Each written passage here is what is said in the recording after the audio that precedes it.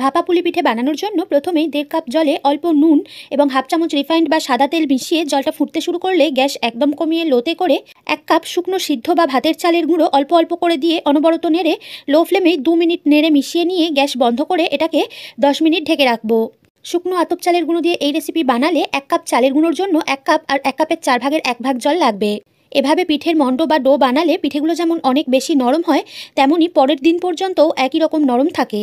সেই সময় পিঠের পুর বানানোর জন্য একটা কড়াইতে 100 গ্রাম খেজুরের পাটালির মধ্যে 25 মিলি জল মিশিয়ে কিছুক্ষণ ফুটিয়ে নেওয়ার পর মিশ্রণটা একটু ঘন হয়ে এলে 1/4 চা চামচ ছোটো এলাচের গুঁড়ো কিংবা 2টো মুখ ফাটানো ছোটো এলাচ আর 1 কাপ নারকোল কোড়া ভালোভাবে মিশিয়ে কিছুক্ষণ নেড়ে নেওয়ার পর মিশ্রণটা সামান্য একটু শুকনো হয়ে এলে গ্যাস বন্ধ করে একটু ঠান্ডা করে নেব।